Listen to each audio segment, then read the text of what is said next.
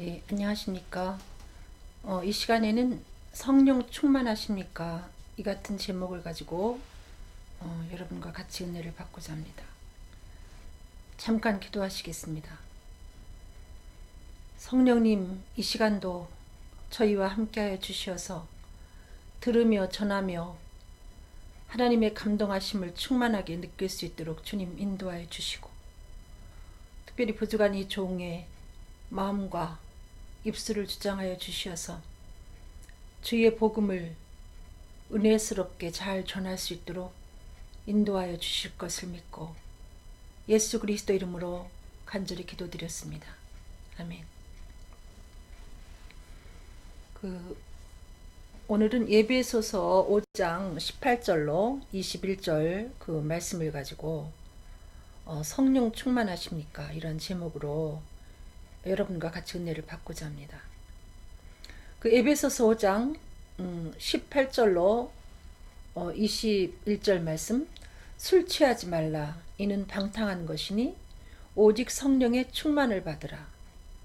이렇게 시작이 됩니다. 성령 충만을 받으라 그 말씀 바로 위에 술 취하지 말라 이렇게 기록이 된 것을 보면 이 술과 성령과는 관계가 깊게 여러분 느껴지는 것을 알 수 있죠. 오순절에 성령 받은 사람들을 향해서 그 광경을 목도한 사람들이 저들이 새 술에 취했다 이렇게 말한 것을 볼 수 있습니다. 분명히 성령 충만하면 약간 좀 술 취한 사람처럼 업이 되는 것을 볼 수 있는데, 또 술 취하면 방탕한다 이렇게 기록이 되어 있네요. 지금 한국 사회가 그 술 때문에 정말 엄청나게 지금 한국만 그러겠습니까? 근데 성경에는 술 취하면 방탕하게 된다. 그렇게 이야기하고 있습니다.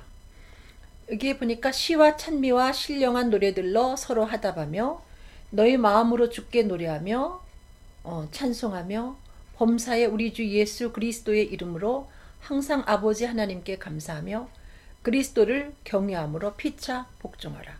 예. 그래서 요 성령 충만에 관한 그 말씀을 통해서 우리가 함께 은혜를 받겠는데, 여기 에베소서 5장 19절에 다시 보니까 시와 찬미와 신령한 노래들로 서로 화답하며 이런 말씀이 있습니다.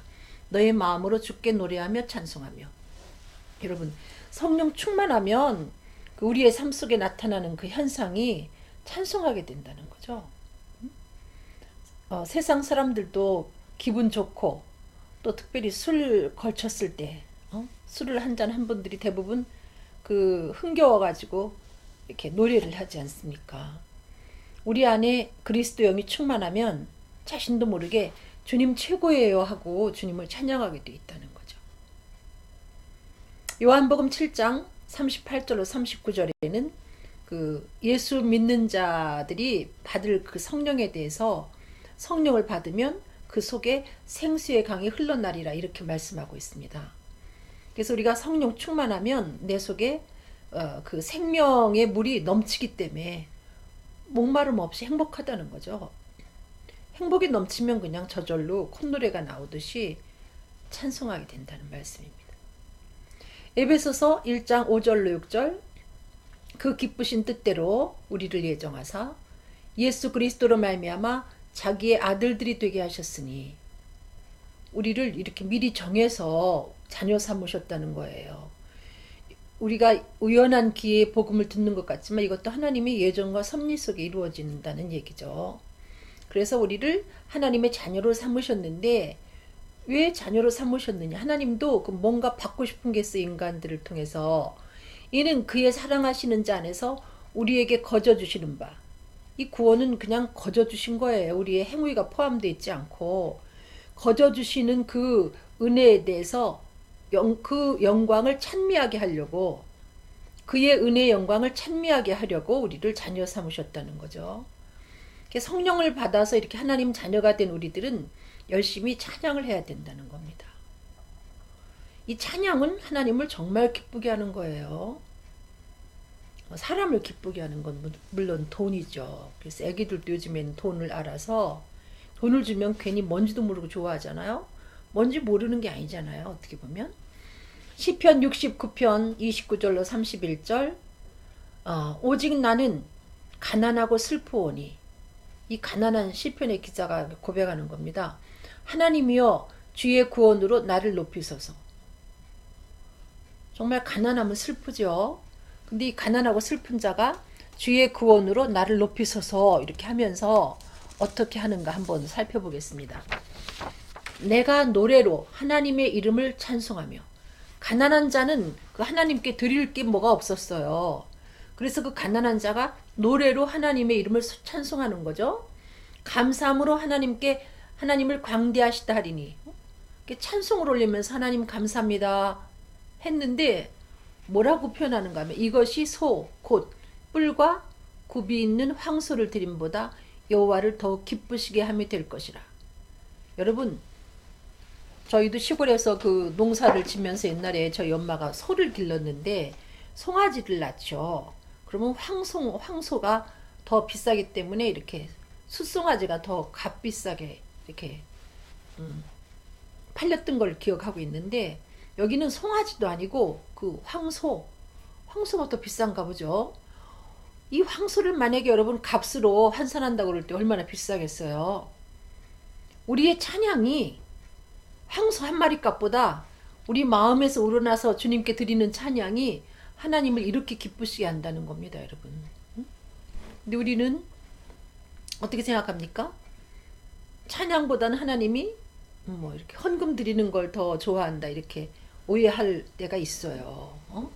근데 하나님은 찬양보다, 아니 헌금보다라고 나와 있지 않지만, 여기 보세요. 뿔과 굽이 있는 황소를 드리는 것보다 찬송이 하나님을 기쁘시게 한다, 이렇게 나오고 있지 않습니까? 사도행전 우리 한번 16장, 정말 그런가 한번 사도행전 16장을 한번 찾아보겠습니다. 25절로 32절. 밤중쯤 되어 바울과 실라가 기도하고 하나님을 찬미하며 죄수들이 듣더라. 이 상황은 여러분 설명이 필요한데, 이 바울과 실라가 복음을 전하다가 복음 때문에, 예수님 때문에 정말 많이 매를 맞고 이렇게 감옥에 갇힌 상황입니다. 한밤중에 얼마나 그 매 맞은 데가 옥신옥신 쑤시겠어요. 그런데 이 바울과 실라가 하나님을 기쁘시게 하는 것이 찬양인 걸 알았습니다. 그래서 그 아픈 중에도 하나님께 불평하지 않고 이렇게 한밤중에 찬송을 했는데 꽤 크게 있는 모양이에요. 그러니까 죄수들이 듣더라. 이에 어떤 기적이 나타나는가 보세요. 이에 호련히 큰 지진이 나서 옥토가 움직이고 문이 곧 다 열리며 모든 사람의 매인 것이 다 벗어진지라.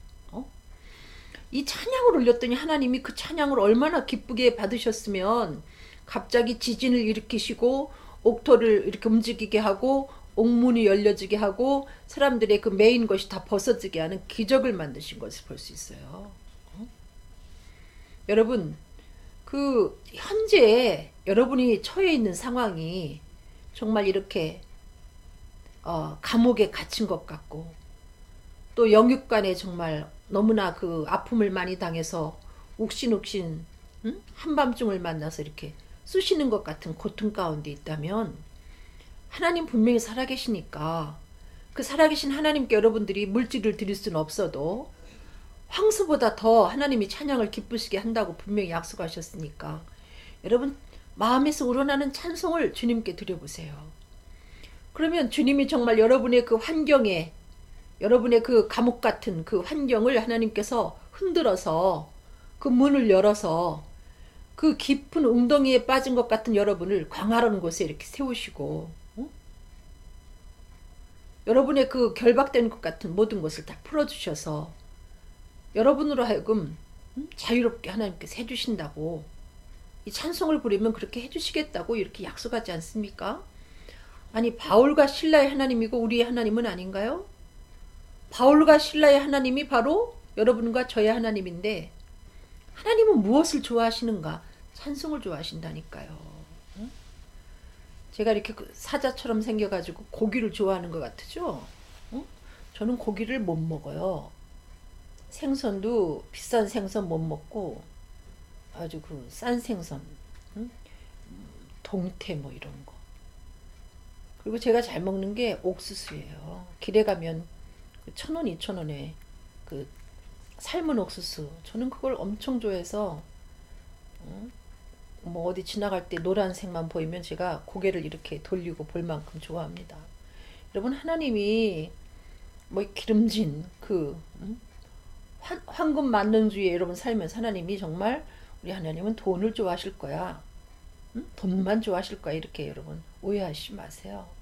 하나님은 여러분의 찬송, 여러분이 형편이 어려워서 아무것도 할 수 없어도 여러분 찬송은 드릴 수 있지 않아요? 근데 이 찬송이 하나님 앞에 별 볼 일이 없는 게 아니라 하나님은 그 찬송을 그 어려운 중에 여러분이 가난하고 슬픈 중에 드리는 그 찬송을 황소 한 마리 값보다 더 귀하게 여기시고 그걸 받으시고 여러분이 한밤중에 올린 그 찬양을 받으시고 여러분 삶 속에 이와 같은 기적을 베푸신다는 거죠. 기가 막힐 웅덩이에서 여러분을 끌어올려서 광활한 곳에 세우신다는 말씀입니다. 그뿐이 아니에요. 바울과 실라가 찬송했을 때 이 그 간수가 자다가 깨가지고 옥문들이 다 이렇게 열리고 그렇게 죄수들이 다 도망간 줄 알고 자결하려고 했어요. 그때 바울이 크게 소리질러 가로되 뭐라고 말합니까? 우리가 여기 있으니까 절대 그렇게 죽지 마라 그래요.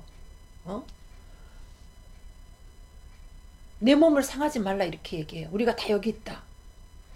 이 바울과 실라가 참 훌륭하지 않아요? 자기가 또 잡히면 또 감옥에 들어갈 수 있어요. 이 간수한테 잡히면.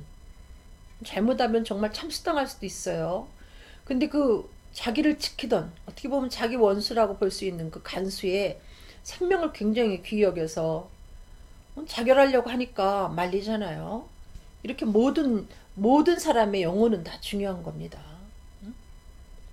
모든 생명은 다 이렇게 중요한 거예요. 내 원수까지도 이렇게 여러분 누구는 죽었으니까 잘됐다 이렇게 하면 안 된다는 거죠. 그랬더니 간수가 등불을 달라고 하며 뛰어들어가 무서워 떨면서 바울과 실라 앞에 내가 어떻게 해야 구원을 얻으리까 그렇게 합니다. 그러니까 바울이 주 예수를 믿으라 하면서 주 예수를 믿으면 너와 내 집이 구원을 얻을 것이라. 그래서 결국은 그 간수와 그 집사람들이 다 복음을 받아들입니다. 여러분, 찬송은 나도 살고 남도 살리는 거예요. 어려울 때 여러분 찬송하세요. 그러면 기가 막힐 웅덩이에서 하나님 여러분을 끌어올리셔서 높은 곳에 세우시고 거기서 복음을 연주하게 하시고 여러분을 통해서 많은 사람들이 사는 그와 같은 역사가 이루어진다는 거죠. 한밤중에 찬송하세요. 제가 요즘 연예인들 얘기를 많이 하는데 요즘 가수들 요즘 다시 이렇게 재기에 성공한 가수들 얘기 들어보면 너무나 아픔을 많이 당하지 않았습니까? 근데 그들이 그 아픔 중에도 열심히 노래를 했어요. 그렇다고 해서 여러분 그 노래와 이 노래가 같다는 게 아니라 여러분 그 절망 중에 있을 때 절망하지 말고 여러분과 저한테는 하나님이 계시지 않습니까? 찬송할 때 하나님은 그 고난 속에서 반드시 끌어내셔서 영광을 받으시고 여러분과 저를 통해서 생명의 복음을 전하게 하면서 많은 죽은 영혼들을 살린다니까요. 그래서 아픔을 많이 당한 그 가수들이 노래할 때 그 상처당한 그 모든 사람들의 그 영혼을 이렇게 쓰다듬지 않습니까? 베드로전서 2장 9절 오직 너희는 택하신 족속이요 왕같은 제사장들이요 거룩한 나라요 그의 소유된 백성이니. 예수를 그리스도로 믿은 우리들은 택하신 족속이고요. 또 왕같은 제사장들입니다. 굉장히 우리가 하나님 앞에 존귀한 존재 왕같은 제사장들이라니까요. 그리고 또 뭐라고 말합니까? 그의 소유된 백성이니. 이게 존귀한 거예요. 피차. 뭐 이렇게 교회 안에서도 그 교역자는 성도를 위해 주고 성도는 목사님과 그 전도사님들을 위해 드리고 이렇게 상호 서로가 존중해야 될 그런 관계라는 거죠. 이는 너희를 어두운 데서 불러내어 그의 기이한 빛에 들어가게 하신 자의 아름다운 덕을 선전하게 하려 하심이라. 왜 여러분을 그렇게 어둠 가운데서 하나님께서 불러내서 그 천국을 기업으로 얻게 하셨는가? 그 아름다운 덕을 선전하게 하시려고. 그 얘기는 하나님 최고예요 하면서 앞에서 드리는 찬양도 하나님이 기뻐하시지만은 그보다 이방인들 가운데 하나님을 알지 못하는 백성들 가운데서 우리 하나님 최고예요 하면서 전도할 때 하나님이 그것을 기쁘시게 여기신다는 거죠. 그러려고 우리를 구원하셨다는 거예요. 하나님을 자랑하게. 안 믿는 사람들한테 하나님 자랑해서 예수 그리스도를 소개해서 하나님 자녀가 되도록 이렇게 화해시키는 그 일을 하라고 우리를 구원하셨다는 거죠. 사도행전 2장 14절에 그 베드로와 11 사도가 일어서서 사도와 같이 서서 소리를 높여 가로되 뭐 하면서 소리를 높여서 뭐라고 말합니까? 32절로 보면은 이 예수를 하나님이 살리셨다. 예수 부활했다. 예수가 하나님의 아들 그리스도다. 이렇게 전하지 않아요? 응? 합창합니다. 이렇게 같이 일어서 가지고 이 복음만큼 아름다운 그 음악이 없어요. 이건 생명을 살리는 연주예요, 여러분. 이 복음을 연주하면 죄와 허물로 죽었던 영혼이 살아납니다. 아무리 그 멋진 가수가 혹은 멋진 그 성악가가 노래를 아무리 잘해도 그 노래를 듣고 죽은 영혼이 살아나는 경우는 없어요. 감동은 받지만은. 그렇지만 이 복음은 잘 연주하면, 성령으로 연주하면 죄와 허물로 죽었던 영혼이 다시 사는 그와 같은 생명을 주는 귀한 복음이라니까. 진짜 복된 소리예요.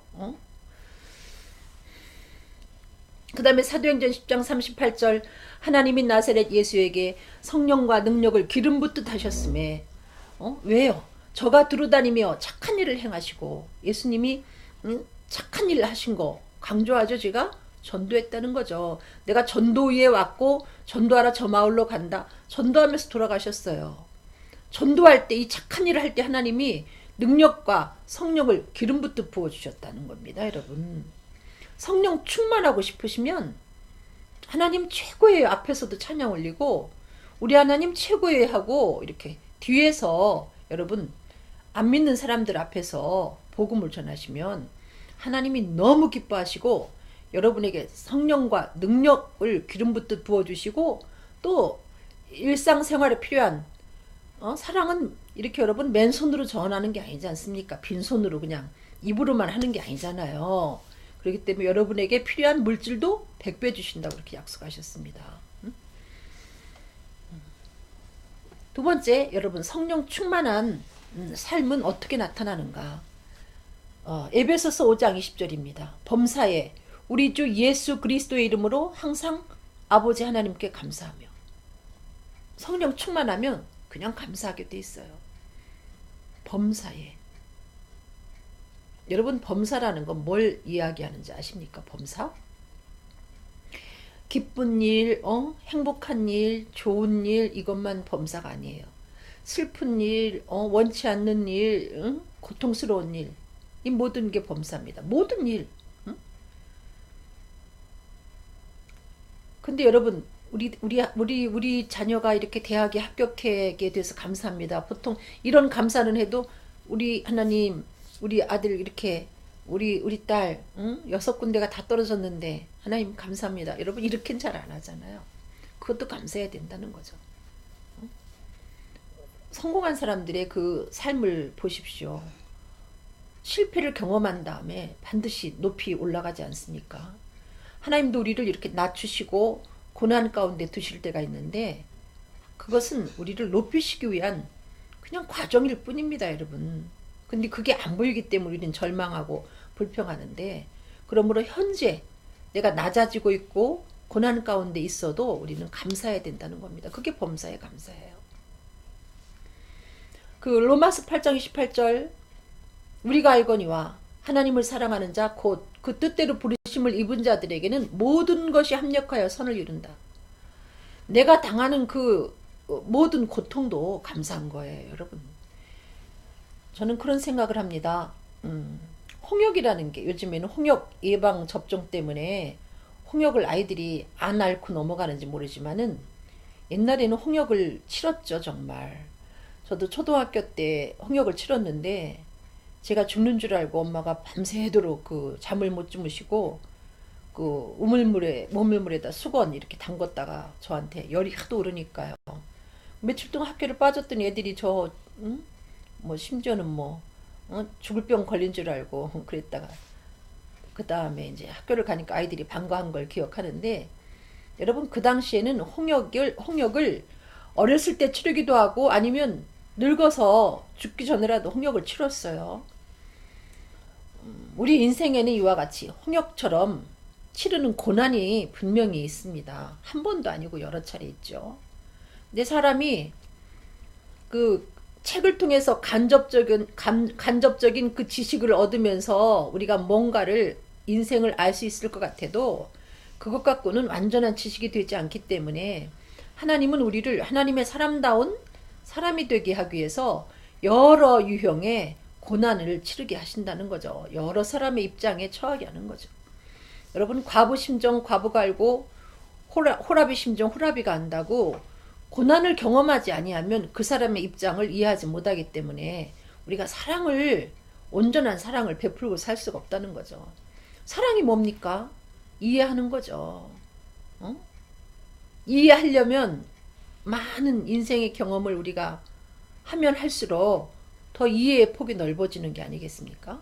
그래서 하나님은 우리를 더 사랑의 도구로 귀하게 쓰시기 위해서 이렇게 아픔을 우리에게 경험하게 할 때가 있는데, 여러분, 그럴지라도 감사라는 겁니다. 시편 66편 이걸 보면 정말 하나님이 우리를 왜 고난을 주시는지 알게 돼요. 시편 66편 9절로 14절. 그는 우리 영혼을 살려두시고 우리의 실족함을 허락지 아니하시는 주시로다. 하나님이여, 주께서 우리를 시험하실 때 우리를 단련하시기를 은을 단련함 같이 하셨으며. 여러분, 은덩이를 금방 캐냈을 때 그냥 그 은덩이에는 온갖 그 불순물들이 많이 섞여 있습니다. 그래서 그 은덩이, 캐어낸 그 은덩이가 장인의 쓸만한 그릇이 되기 위해서는 풀무의 과정을 여러 차례 거쳐야 귀한 수저가 되고 귀한 그릇이 돼서 귀한 사람에게 사용당하는 그릇이 된다는 거죠. 그래서 하나님은 금방 캐낸 것 같은 은덩이와 같은 우리들을 이렇게 고난을 통해서 우리에게 없어져야 될 불필요한 그 찢기를 제거하신다는 겁니다. 그렇지만 그 앞에 있는 말씀처럼 영혼을 우리가 죽을 것 같아도 죽지 않게 하시고, 또 실족해서 내가 끝나는구나 하지만 실족하지 않도록 우리를 지키신다는 말씀입니다.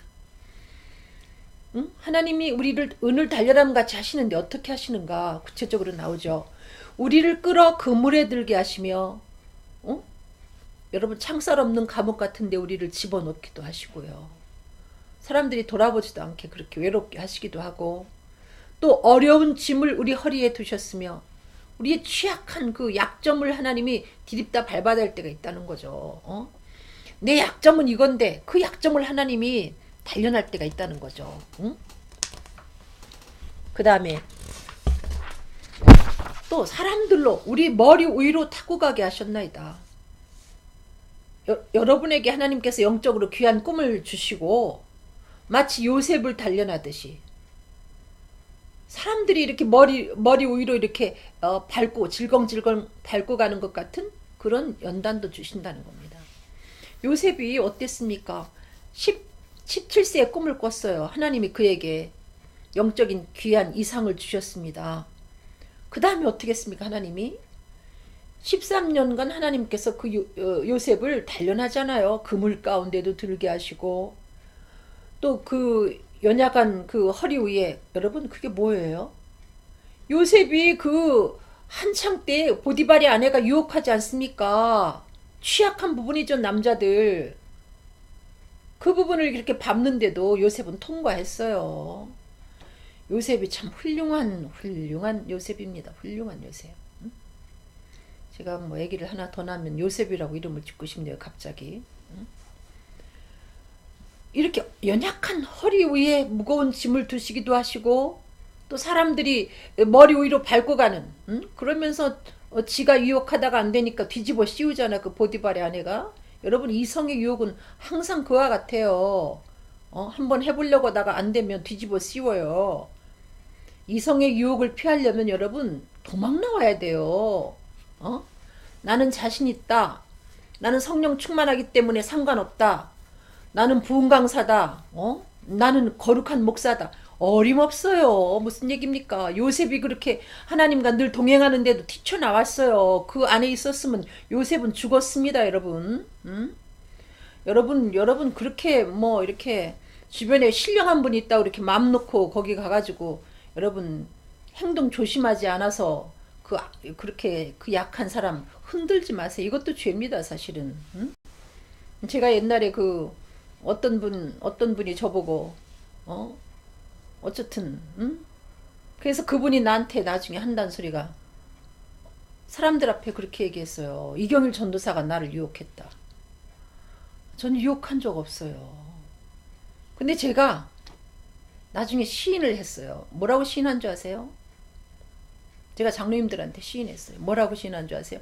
제가 유혹한 거나 마찬가지입니다. 이유가 뭔 줄 아십니까? 상대가 연세가 많은 분이라 저는 아버지 같은 분이고 아버지보다 아버지 같은 분이기 때문에 제가 이렇게 젊은데도 조심하지 않았어요. 그냥 깔깔깔 웃고 자신감 있는 저의 그 행동을 그냥 여과 없이 다 조심해드리지 않았다는 거죠. 그분한테. 제가 기도하는 중에 그분이 유혹이라고 해도 나는 할 말이 없다.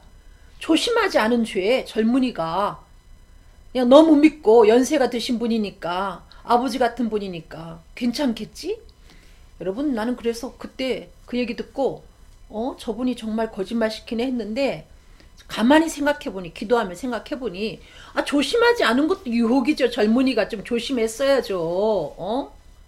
여러분 이성이라는 건 이런 겁니다. 갑자기 요셉 얘기가 나와서 제가 삼천포로 빠지고 있는데 그렇게 머리 위로 타고 가는 고통도 겪고 불과 물을 통행하지 않습니까? 하나님이 때에 따라서는 내가 불에 타 죽는구나. 내가 이 홍수 가운데 침몰하는구나. 이런 경우를 나한테 경험하게 한다는 거죠. 그 다음에 그게 끝이 아니에요. 주께서 우리를 끌어내사 풍부한 곳에 들이셨나이다. 내가 번제를 가지고 주의 집에 들어가서 나의 서원을 갚으리니 우리가 서원을 언제 합니까? 너무나 힘들 때 하나님 이 가운데서 나를 건져주시면 내가 주 앞에 이렇게 하겠나이다. 이게 서원인데 이 시편의 기자도 너무나 곤고할 때 그런 서원을 했는데 하나님이 결국은 살려줬다 이 얘기예요. 여러분 망할 것 같아도 망하지 않습니다. 그러니까 미리 포기하지 마시라는 거예요. 하나님은 죽이지는 않아요. 또 실족하지도 않습니다. 실족하게 두시지도 않아요. 반드시 여러분을 끌어내는데 어떻게? 불과 물까지 통과하게 하신다는 거죠. 여러분 불과 물을 통행하셨습니까? 아직 안 통행하셨으면 또 그 고난이 또 남아있어요. 시편 50편 22절로 23절 하나님을 잊어버린 너희여 이제 이를 생각하라. 그렇지 않으면 내가 너희를 찢으리니 하나님이 정말 과격한 표현을 쓰셨네요. 내가 너희를 찢으리니 건질 자 없으리라. 누구를 배은망덕한 백성을 향해서 하나님이 이렇게 말씀하시는 거예요. 이 얘기는 구원해 줬는데 이 구원해 주신 큰 은총은 잊어버리고 불평하는 사람들, 뭐가 부족합니다 하면서 불평하는 사람들 찢어버리고 싶다. 감사로 제사를 드리는 자가 나를 영화롭게 하나니. 하나님은 지금도 우리들에게 요구하는 게 감사예요. 하나님 나를 구원해 주신 거 감사합니다. 이렇게 감사 드리길 원하고 무엇이 부족해도 불평하지 않고 감사하길 원해요. 저는 저 자신에 대해서 참 기특하게 생각합니다. 유치한 자랑 좀 할까요? 죽을 만큼 힘든 고난 중에도 제가 이제 조금 철이 들어서 하나님 저를 왜 이렇게 힘들게 합니까? 그렇게 안 해요. 하나님 감사합니다. 뭔지는 모르지만 이 고난을 통해서 나에게 좋은 걸 주실 줄 믿고 감사합니다. 그렇게 기도해요. 얼마나 이게 많이 제가 옛날에는 한 영적으로 7살짜리였는데 요새는 조금 컸어요. 이제 초등학생 정도 됐나? 그런 생각이 듭니다. 감사로 제사를 드리는 자가 하나님을 영화롭게 하나니. 여러분 눈물겨운 중에 감사하세요. 배부를 때 감사하는 거, 여러분이 풍족한 가운데 감사하는 거 하나님이 그렇게까지 여러분 감동을 받겠습니까? 고난 중에도 눈물로 뜨겁게 바울과 실라처럼 복음 전하다가 이렇게 얻어 터져서 정말 욱신욱신 쑤시고 죽게 생겼는데도 한밤중에 찬양을 올렸을 때 하나님이 감격해가지고 갑자기 그 옥토를 흔들어버리고 메인 결박을 풀어버리지 않습니까, 여러분? 감사는 그럼에도 불구하고 할 때 하나님 마음을 움직입니다, 여러분. 하나님을 영화롭게 해요. 하나님이 가만히 안 계십니다. 하나님은 빚지고는 그냥 못 참는 분이에요. 그 찬양을 받아 잡수고 여러분에게 놀라운 축복을 주십니다. 하박국 3장 17절로 19절. 비록 무화과 나무가 무성치 못하며 포도나무에 열매가 없으며 감람나무에 수출이 없으며 밭에 식물이 없으며 우리의 양이 없으며 외양간에 소가 없을지라도 이 6개가 없대요. 이게 다 없다는 얘기예요. 다 아무것도 없다는 얘기입니다, 여러분. 근데 이 하박국 선지자가 나는 정말 존경해요. 나는 여호와를 인하여 즐거워하며 나의 구원의 하나님을 인하여 기뻐하리로다. 하나님이 계신데 여러분 뭐가 부족하면 어떻습니까? 하나님이 나와 함께 하시고 내가 이 땅에서 조금 구멍난 양말 신고 혹은 찢어진 뭐 옷 입고 일부러 찢어서 파는 거 말고 말이죠. 밑창 이렇게 다 달아서 이렇게 새는 신발을 신는다 할지라도 우리가 얼마나 존귀한 존재인데 이 우주 만물을 만드시고 지금도 다스리시는 그분이 내 아버지인데 뭐가 여러분 어깨 피세요.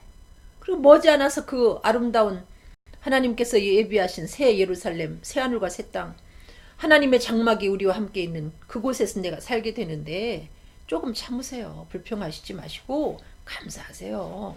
그래서 이 하박국 선지자가 그 얘기예요. 그 하나님 때문에 나는 그래도 즐겁고 그래도 기쁘다.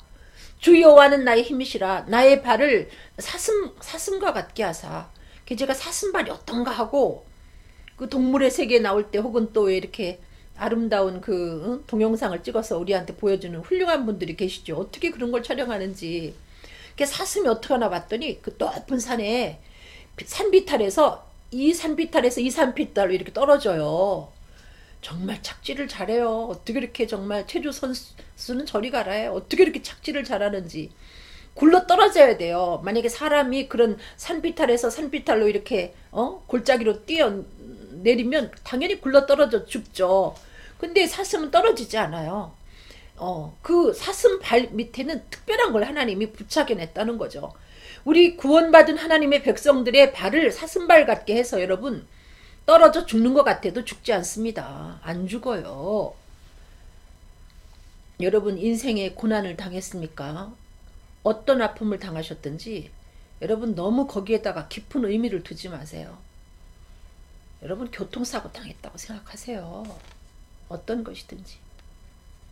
여러분 교통사고 당한 거예요. 사랑에 실패한 것도 여러분 교통사고 당했다 생각하시고 빨리 털어버리세요.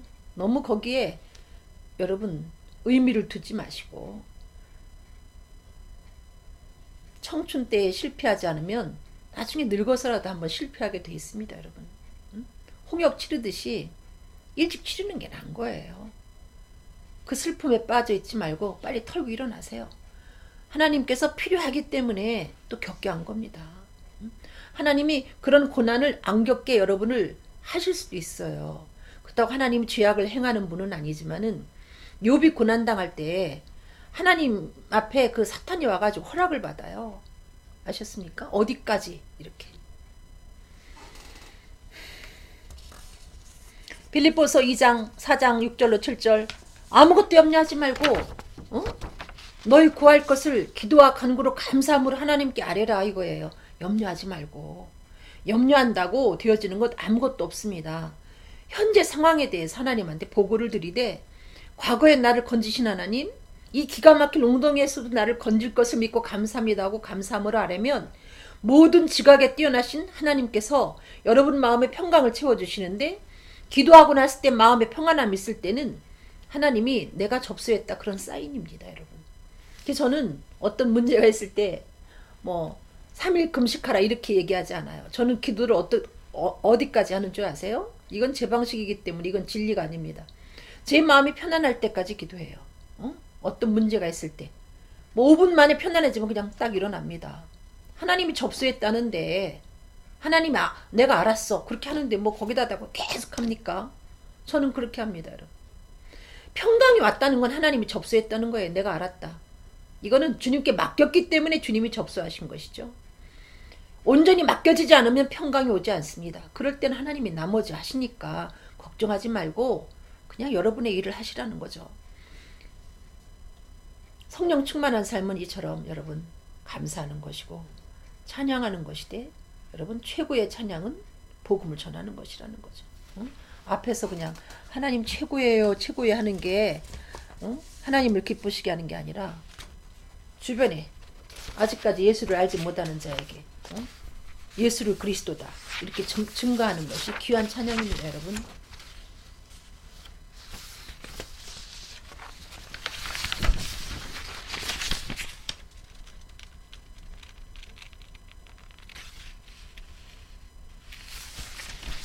그 다음에 세 번째 성령 충만한 삶은 무엇일까요? 성령 충만한 삶이 복종하는 삶입니다.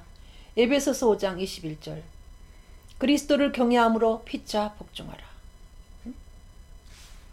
여러분 하나님을 정말로 경외한다면 내가 정말로 하나님을 경외한다면 하나님이 그러는 거예요. 네가 나를 정말로 경외하냐? 그러면 너희끼리 이렇게 복종하는 삶을 살아 이렇게 말씀하세요. 여기 나오는 복종을 저는 다른 말로 바꾸라면 섬겨라 이렇게 말씀드리고 싶습니다.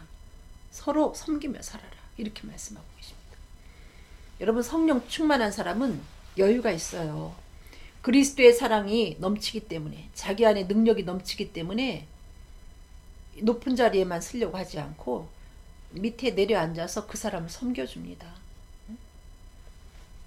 물론 하나님을 경외하는 건 하나님 말씀에 복종하는 것이 선행이 돼야 되죠. 당연히 사무엘상 15장 20절로 22절 사울이 사무엘에게 이르되 나는 실로 여호와의 목소리를 청종하여 여호와께서 보내신 길갈로 가서 아말렉 왕 아각을 끌어왔고 아말렉 사람을 진멸하였으나 다만 백성이 그 마땅히 멸할 것 중에서 가장 좋은 것으로 길갈에서 당신의 하나님 여호와께 제사하려고 양과 소를 취하였나이다. 이 얘기가 이게 한번 들어선 잘 모르겠죠. 하나님이 그 사울 왕한테 명령을 했습니다. 아말렉을 니네가 공격을 해서 아말렉을 진멸해라 그랬어요. 아말렉에 속한 왕도 그 사람도 봐주지 말고 다 죽여버리고 그 다음에 심지어는 그 양들 짐승들까지도 그것을 그 전쟁 중에 얻은 물건이다 하고 끌고 오지 말고 다 죽여버려라 이렇게 명령을 했는데 이 사울이 하나님의 말씀을 듣기는 듣는데 이렇게 하나님 말씀 50% 자기 생각 50%를 이렇게 해서 이렇게 순종을 아니고 순종을 못하는 거죠 한마디로. 그러면서 핑계를 댑니다. 하나님께 제사하려고 이렇게 기름진 양과 소를 잡아온 겁니다. 이렇게 얘기해요. 그랬더니 그 사무엘이 뭐라고 말하는가? 하나님이 듣는 것과 제사 드리는 것보다 그 기름을 좋아하고 아니 하나님이 듣는 것과 순종하는 것보다 뭐 제사를 좋아하고 염소의 기름을 좋아하겠냐 그렇게 얘기합니다. 그러면서 거역하는 것에 대해서 이것은 사술의 죄와 같다. 마치 점쟁이들 찾는 것과 같은 죄다 이거예요. 그리고 그 다음에 아니 미안합니다. 완고한 것은 사신 우상에게 전하는 것 같다. 이 완고하다는 건 여러분 하나님 앞에 이게 대들은 거예요. 이게 사울이 100% 순종하지 않고 50%는 자기 생각을 집어넣어가지고 이 완고한 거는 마치 우상에게 전하는 것 같다. 이렇게 하나님이 책망하시는 것을 사무엘을 통해 책망하시는 것을 볼 수 있습니다. 여러분. 그러니까 하나님의 말씀을 순종할 때 우리가 어느 것은 내가 취하고 어느 것은 버리고 이렇게 하면 안 되는 거죠. 특별히 말씀을 가르치시는 목사님들이 저는 참 편식을 참 많이 하거든요. 말씀을 편식해서는 안 된다는 거죠. 어느 거는 지켜 행하고 어느 거는 안 지켜 행하면서 한쪽 부분만 가르치면 안 된다는 거죠. 전반적인 거를 다 지켜 행하면서 양들한테 먹여야 된다는 거죠. 그렇게 할 때 온전한 순종이 이루어지는 것입니다. 요한복음 13장 14절로 15절 내가 주와 또는 선생이 되어 너희 발을 씻겼으니 예수님이 하시는 말씀이에요. 너희도 서로 발을 씻기는 것이 옳으니라. 내가 너희에게 행한 것 같이 너희도 행하게 하려 하여 본을 보였노라. 그 예수님이 허리에다가 이렇게 수건을 두르고 또 대에다가 물을 떠가지고 제자들의 발을 씻겼어요. 제자들의 발을 씻기면서 하시는 말씀이 내가 선생과 주가 돼서 너네들한테 이렇게 했지? 이렇게 한 이유는 너네도 이렇게 하라고 내가 본을 보인 거야. 이렇게 말씀하십니다. 예수님은 정말 만왕의 왕이신데 낮은 자리에서 제자들을 이렇게 섬겼어요. 여러분. 진정한 리더십은 섬기는 거죠. 수직관계로다가 이렇게 명령하는 게 아닙니다. 여러분 그 무슨 약간 좀 높은 자리에 있으면 그거 굉장히 그 밑에 사람들한테 함부로 하는데, 그 옛날에 그 조영규 씨가 나오는 그 완장이라는 드라마가 있었습니다. 응?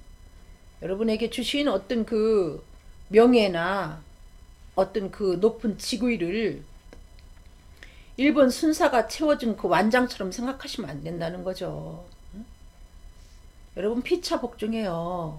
위에 사람은 밑에 사람 말을 듣고, 밑에 사람은 위에 사람 말을 듣고, 의견도 이렇게 서로 수렴하고 피차 복종이지. 무슨 나는 위에 있으니까 나는 명령하고 너는 무조건 내 말 따르고 나는 네 말 안 들어, 이게 아니라는 거죠. 응? 뭐 일본 순사가 여러분 앞에 채워준 완장입니까? 응? 여러분 진정한 리더십은 수평적인 관계에서 이루어지는 거고요. 섬김에서 이루어지는 겁니다. 누가 그렇게 가르쳤나? 예수님이. 응? 예수님이 그렇게 하시지 않았습니까, 여러분? 갈라디아 6장 2절 너희가 짐을 서로 지라. 예, 윗사람은 밑에 사람 짐을 져주는 거예요. 이렇게 호통치고 반말해가면서 야단치지 말고 그리하여 그리스도의 법을 성취하라. 여러분 사랑의 법이라는 것이 섬길 때 성취가 되는 거죠. 사랑은 섬기는 거예요.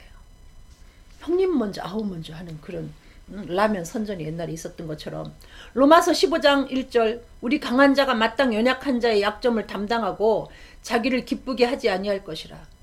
약점 없는 사람이 어디 있겠어요. 가족 간에도 마찬가지고 직장에서도 마찬가지고 교회 안에서도 마찬가지죠. 그 약점 가진 그 사람을 얕보고 놀리거나 따돌리지 말고 그 짐을 더 져주라는 거죠. 비판하지 말고. 사도행전 7장 54절로 60절 저희가 이 말을 듣고 마음에 찔려 저를 향하여 이를 갈거늘. 이게 누구에 대한 얘기입니까? 스데반이 성령 충만해서 복음을 전하니까 그걸 듣는 사람들이 마음에 찔림을 받으면서 은혜 받는 사람도 있었고 이렇게 이를 갈고 덤벼드는 사람이 있었어요. 이 복음이라는 것은 두 가지 현상이 나타납니다. 복음을 듣고 은혜 받는 사람이 있고요.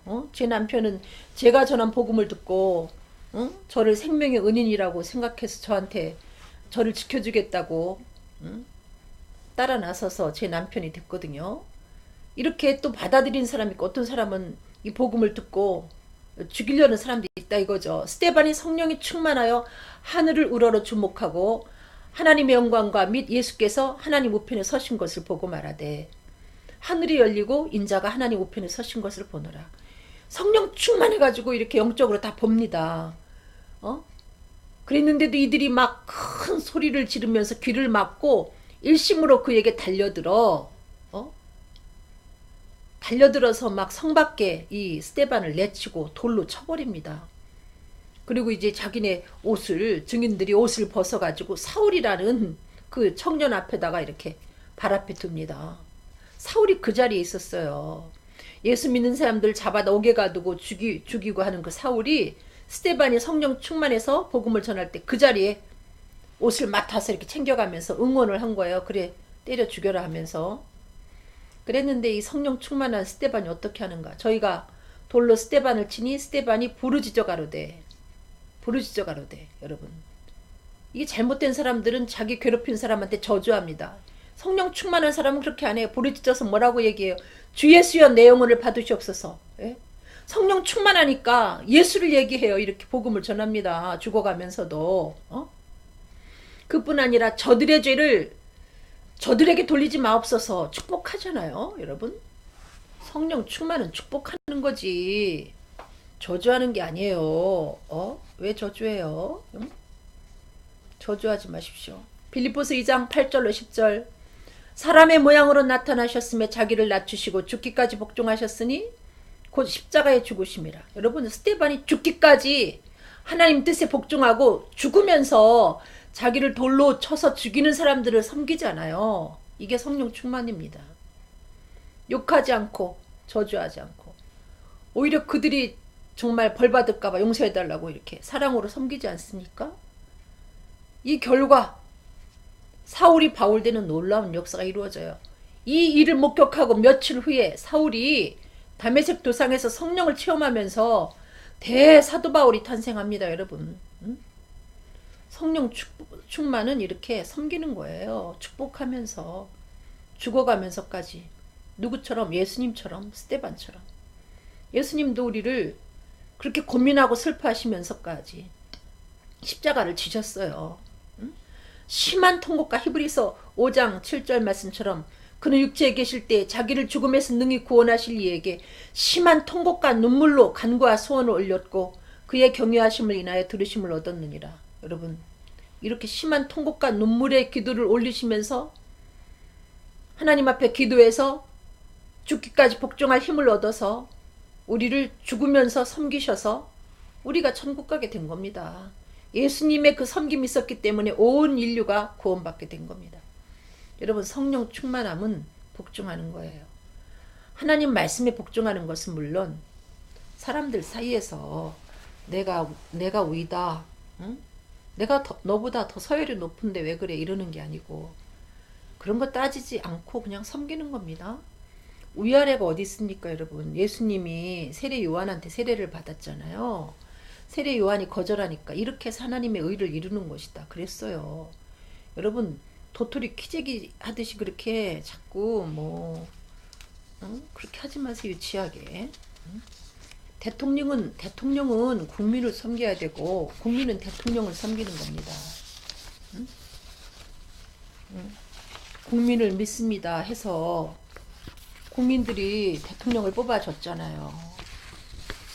그러면 또 대통령은 국민을 믿어주고 국민의 여론의 귀를 기울여야지. 이제 내가 대통령 됐으니까 내 맘대로 해 이렇게 하면 안 되는 거죠. 얼마나 이 대한민국에서 대통령 뽑기가 어려운지 아세요? 얼마나 고심하며 우리가 고민하며 아파하며 대통령을 뽑는지 압니까? 뭐 많은 표를 얻었다고 해서 그게 대통령의 그 열혈 팬들이 돼가지고 찍은 게 아니고 정말 고민하며 가족끼리 싸워가면서 전투하다시피 투표해가지고 뽑아놓은 대통령인데 국민들의 말에 귀를 기울이고 아니 여당 의원까지도 그렇게 아니라고 하는데 뭐가 진진지는 앞으로 두고 봐야 되겠지만은 어쨌든 참 지켜보겠습니다. 이 나라 대통령을 어떻게 이 대통령 국민들을 믿어주는지 한번 이게 사실은 섬김이에요. 정말 밝은 미소를 가지고 우리 국민들을 잘 섬겨주길 바랍니다. 저는 기도하겠습니다. 사랑이 많으신 하나님 아버지, 우리들에게 술 취하지 말고 성령 충만을 받으라고 말씀하셨는데 정말 우리 안에 성령 충만할 수 있도록 인도하여 주셔서 어떠한 환경에 놓여 있다 할지라도 주님을 찬송하게 하시고 그럼에도 불구하고 우리가 주님을 찬양해서 주님을 기쁘시게 하게 허락하여 주시고 무엇보다 예수를 그리스도라 증거하며 하나님의 덕을 선전해서 더욱더 주님을 기쁘시게 해드릴 수 있도록 인도하여 주시옵소서.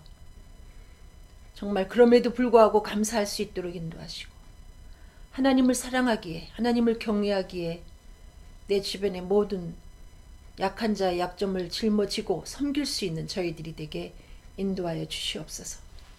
국민은 대통령을 섬기고 대통령은 국민을 섬기는 이 나라가 되도록 인도하여 주실 것을 믿고 예수 그리스도 이름으로 간절히 기도했습니다. 아멘. 감사합니다, 여러분. 네, 밤늦은 시간에 감사합니다. 사랑합니다.